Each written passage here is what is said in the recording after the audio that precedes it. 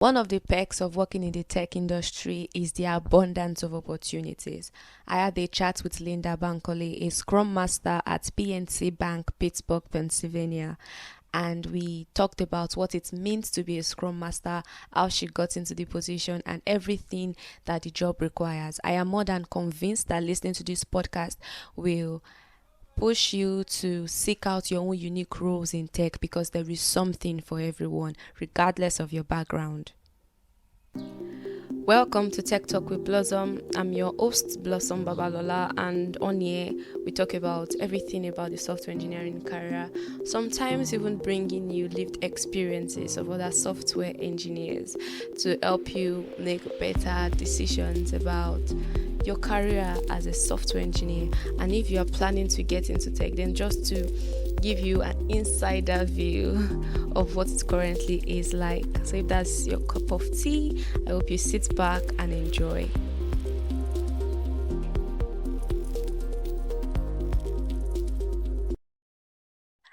How would you describe, how would you explain your job to a 5-year-old? Wow, that's a good question. How do I describe being a scrum master to a 5-year-old? Well, the best way I can describe being a scrum master would be a scrum master is someone who guides a technical team in their project life cycle. So, for instance, I'm there to help guide the team, help lead them as far as delivering their projects on a timely fashion. I mean, that's the best way I can describe it to a 5-year-old. Of course, hopefully nowadays 5-year-old they know what software development is. Hopefully. How is being a scrum master any different from an agile coach, or is he agile master now? Since they are both like project management paradigms, so what's like the difference between both titles and job description? Yes. So let's say, so for instance, an agile coach, right? The name coach already says they're coaching as far as agile principles, agile Okay, methodology, right? So an okay. agile coach is more about to the organization, right? The coach is there to coach the organization as far as following agile. So the agile coach is not for one team or two teams, it's for the organization. I So the see. agile coach comes in to coach, hey, organization number one, you want to implement agile because you would like to, deliver your project. Yeah, Now, a scrum master is more of I'm there to help the team. Typically within organizations, scrum masters have more than one team, right? On average, could be two or three teams, depending. So okay. a scrum master is there for the actual teams that they serve. So yes, as a scrum master, I'm there to implement agile. I'm there to make sure that my team is able to use those agile principles so they're able to follow the software development life cycle. Um, did you always want to be a scrum master? Oh no, no, no, no. So originally my plans, as you grow up, you have different plans, different career paths. But Yeah. my main one, the main, if it might be funny to you, but my main thing was to be a lawyer. I like to be a lawyer. I want to go there and defend. I want to go and talk. I want to go on the defense and say, no, my client is not guilty, right? That was my trajectory in life. I want to be a lawyer. I wanted to be a corporate business lawyer, right? Wow. I wanted to be that growing up, even when I was in school. Now, things happen in life, right? Life is unexplainable. So, what happened was I was studying pre law and Mm, then I changed to business, right? So I changed to business. And one thing is, I grew up in business. My mom has always had her own business. So business is more natural for me, it's innate, right? So yeah, I changed from pre law, went to business. I still had the notion of, okay, after business, I will still go to law school for business law, corporate law. yeah. But actually, some things happened along the way.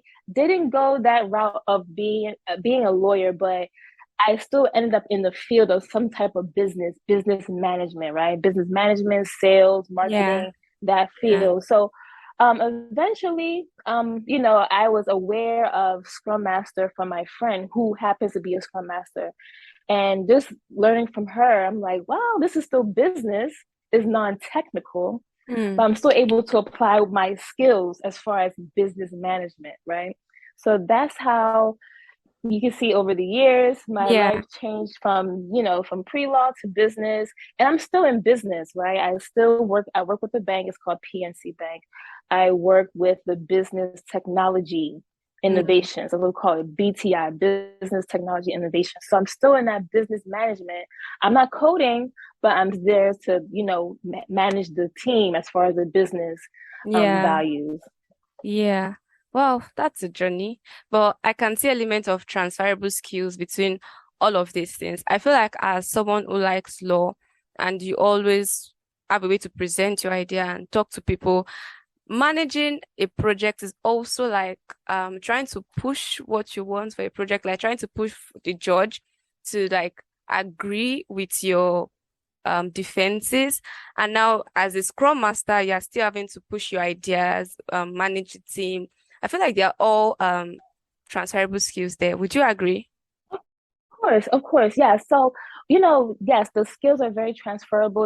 They're relatable as well. So even though I'm not before the judge, I'm not presenting a case, but Yeah. in fact, I'm still presenting a case to not only my team, but to stakeholders, right? Mm, So as a Scrum Master, apart from helping my team, remember, we're also there to work with the stakeholder, with the customer. So yeah, when we yeah, have our review, we're reviewing, hey, our team were able to deliver this code.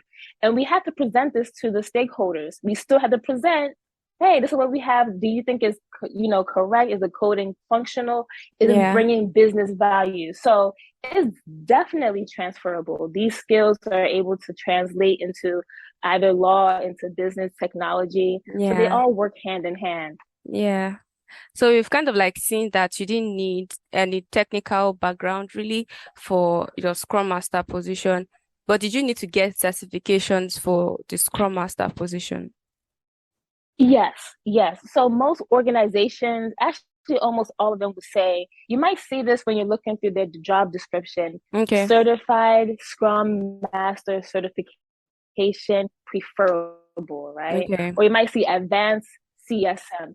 So those certifications, yes, is great to have. It's yeah, great to have it, and it is good to have because at least you know that you went through training, you went through the classes, and you were able to get certified, and mm, that you have knowledge in becoming a certified Scrum Master. So yes, the CSM, which is called Certified Scrum Master, is a certification that is well needed to be a certified Scrum Master. yeah. So what do you love most about being a Scrum Master? That's a great question. So, no day is the same, to be honest, right? Even though we have these Nice. routines, we have these ceremonies, so no day is the same. So, I would say with teams, so just to give you a background, so I have two teams. Okay. It was three teams initially, but my one team, we finished the project completely. So, I'm Wow. down to two again. Okay. So I had a team. My one team that we just finished was, I can say, a bit chaotic, right? There was chaos. And one thing, even though we have so much chaos, is one thing I like being a scrum master is developing the soft skills. And what do I mean by soft skills? I Mm, mean your personal skills. Are you able to talk to your team? Are you able to listen to your team? mm, Are you able to identify the pain points? What's affecting your team? yeah. Um, Another thing is in my organization, the funniest thing is we do not use cameras, right? You don't have to use cameras. And I have two teams, and to be honest, I still haven't met any of them face to face because we're remote. Then, in Yeah. addition to that, we don't use videos, so I don't know how many of them look like. Wow. But I know their voices, right? So even if Yeah. someone just pops in there, hey, I need this, I already know, oh, that's John that's talking to me. Oh, that's so and so that's talking to me. So one thing is if you have those personal skills that you're able Mm, to relate to your team, you're able to identify where they're lacking in. Or if you're able to understand that, hey, you talk to stakeholders and you say, you know what, I know you want this project within 3 months, but to be ideal, my team, they're not able to complete this within 3 months because of these yeah. reasons. Yeah. So if you're able to apply those personal, relatable skills, I think that's a good thing. It's a good thing. Yeah. Yeah. So what's one thing that you think you would change about your job, if there is any? About my job, this question, About being this a Scrum question could be Master. different. Yeah. Scrum Master. This question could be a little bit tricky. And the reason why I say that because every organization is different. They operate differently, right? I Yeah, have three definitely. I have three friends who are Scrum Masters in different organizations. And when I hear their issue is different from my own, right? So what can I change as a Scrum Master? Maybe particularly for my industry, my organization. It could be, I guess, weight the weight of the responsibility on Scrum Master. And what I Okay. mean by that is because most of our product owners are not really engaged. Most of our product owners are not really knowledgeable in their product owner role. So Okay. what that means is that in my organization, us Scrum Masters are doing the work of the product owner. And Mm. what I mean by that is like there's some times that we have to go to like portfolio review to call out the high level issues. Yeah. These are things that I believe a product owner should be talking about. But because in my organization, many product owners are not really, Mm. they're not really doing well in their position. So it now falls down to the Scrum Master. So I think that's one area I would change as far as my organization would just be if we have more product owners engaged, Yeah. that will help us as Scrum Masters because we're not doing the work of a product owner alongside being a Scrum Master. Yeah. I hope that makes sense. Yeah, it does. It does actually. And you already mentioned that being a Scrum Master is a non-technical role, but I still would like to ask because the way the tech industry works is they ask for non-technical roles and still require that you have a little bit of knowledge about JavaScript. So I want to ask if Mm-hmm. that's the case for you, if being a Scrum Master, if when you wanted to become a Scrum Master, if they required at least a little bit of some technical knowledge, or they were like, fine, you don't need any at all. Oh no. So when I was doing interviews, I've done many interviews, by the way. Yeah. When I was doing interviews for Scrum Master, they never asked me, "Hey, do you know Python? Do you know SQL? Do you know Power Exchange?" No, they Okay. never asked me that. Okay. Now, of course, if you happen to come from that background, that's fine. That means you Yeah. know the insides of a developer and of a Scrum Master. But as far as me becoming a Scrum Master, they never asked me, "Hey, do you know about these coding applications? Do you know Mm. about, no, never did that happen to me. Yeah. Again, if you feel like you are a developer and you like to transfer over, that's fine. I mean, who wouldn't want to have a Scrum Master who has the knowledge of I a know, technical right? developer? Mm-hmm. Yes, like the icing on the top. So since you don't need Yes. any coding knowledge, whatever, what are the technical tools or some of the things that a Scrum Master do need to know? Yeah, so I know a popular one, you've probably heard of this, is called Jira. Yeah. Jira is a project Yeah. management tool. Yeah. That's what we utilize in my organizations. Now, Cool. apart from Jira, there's some other ones too. There's they call it Rally. That's another option. Another option is called Azure DevOps. That's another option. So I'll tell you a quick story. In my organization, in my department, we use Jira. Okay. Now, the other department, they actually use Azure DevOps. Oh, wow. So when I was training, I was training to become a Scrum Master. So the person who was training me, he trained me under Azure DevOps. So he trained me under Azure DevOps, but then by the time I got my job, it was Jira. They look similar, right? They're very Yeah. similar in the looks. So me practicing in Azure DevOps at least prepared me for Jira. Okay. So we use Jira. Now, apart from Jira, another thing that we use is within that same application. It's called Confluence.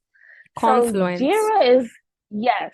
So Jira is the one that you see your teams work, right? You see them in the swim lanes. It'll say Yeah. in progress, in Yeah. to do, or done. Yeah. Now, Confluence is actually think of Word document, right? Microsoft Word document, but it's just the Confluence is like that version for Jira. So let's say you like to write maybe meeting notes. You like to write maybe a page or just something, right? Yeah. you can go to Confluence within that Jira project management tool. Another tool that we use, remember, I'm remote. So being that we're Yeah. remote, we're by ourselves. So I use another tool. It's called, they have many tools, by the way. It's called Whiteboard, right? It's like Yeah. Envision. They call it Envision. It's another one called Miro, I believe. It's different ones, by the way. So this whiteboard app is good because being that we are remote, you still want to engage your team. How do you engage your team? So we're not all in one place, but this whiteboard allows everyone to come to the whiteboard. They pick up a sticky note, they could place it and write their, their notes or whatever they want to write down in this Yeah. whiteboard. So that's another tool that we use. Another tool that we use, of course, we use PowerPoints. Why do we use PowerPoints? As a Scrum Master, depending on your organization, you may have some meetings, like I mentioned earlier. We have portfolio review. So for me, every month I have a portfolio review with two different departments. So I work with enterprise and I work with the human resources group. So I have portfolio reviews. So I want to present my PowerPoint slides. So that's where I'm able to say, okay, this is the update. This team has been working on this. We have been officially delivering at this percentage. We've been completing story points at this level, or this is our burn down chart. So that's what we do to showcase. But there's many other tools as well, but those are the main ones that we're utilizing as a Scrum Master with our team. Yeah. Sounds nice. Sounds nice. What are things that I would say a phrase or a word that you live by in your career? I think to put it into perspective, for me, it's always like softwares are made for people. So definitely prioritize your your people skills over my technical skills. So what is something you live by in your career? Wow, that's a good one. Actually, I'm gonna have to think about this one. That's a good one. What do I live by? What do I live by? One thing I do, I would say before I start every day, right? I pray to God, number one, just to give me the energy, just to go there boldly. I do that, right? I pray every day because you never know what the day can bring. But and apart from that, I just come there with a refreshed mind. I don't have a word or phrase for you, but I would say I just come in there with a refreshed mind, right? I think that's the best thing I could do. Just come there with a refreshed mind because I don't know what to expect. And yes, as Scrum Masters, we're planning. That's what we do. We plan. Yeah. But again, sometimes you might feel tired. You might feel exhausted. You might feel, oh, I don't feel like doing this again. But I just have to come there with a refreshed mind. Sorry, I don't have a word or phrase for you, but I would just say just having a refreshed mind, it does it for me every day. Oh, that's actually something to live by. Just coming in with refreshed energy. I think many times people are always burnt out and always coming in sad to work, or you can, because I also work remotely, but you can kind of like hear the drained bad energy over the internet, and it's probably because they're not coming in to work with a fresh mind. And that might be something I also think about, like every day is a new day, just breathe it in. This has been wonderful. That's it. Thank you That's so it. That's much. it. Yeah. That's it. That's it. And that's the best thing you can do. Like, even though, like, again, we work with I'm a remote, everyone's by themselves. And those who are coding, and you might attest to this, those who are developers, they typically they love developing, right? They may not have that much extrovert personality. It might be more introverts, right? Might be more introverts, more quiet, more I want to stay to myself. So as a Scrum Master, the thing is, I just have to have the ability to read the room, right? Not everyone's gonna talk as much. They won't. It's the truth. It's the truth. Sometimes I come with a little game. I might say something very funny, like was it April Fools? We had April Fools a few months ago. But I came in, I made a joke with them. I said, hey, did everyone get my email? I said I canceled the meeting. And they say, really? You canceled the meeting? I said, haha, April Fools. No, I didn't. And they all started laughing, right? So sometimes just a little thing is to keep them going. not every day, doesn't have to be every day, but you just find moments just to, give them a little bit of this and that. And just they know that they can, count on you. That's one thing. They can count on you. Even when it comes down to the wire, I work in a bank, so you can imagine banks are very hectic. Banks are very, it's fast paced. So you have to deal with the fast pace, and you have to just deal with, because with banks, there's many legalities to it, right? So even though in Scrum, Agile, they say you do things cut down, but in technical terms, when it comes to the bank, there's some rules that they cannot let go because it's a bank. There's legal fees, there's legal this, there's FCC auditing. So there's some things that we can't really bend as much.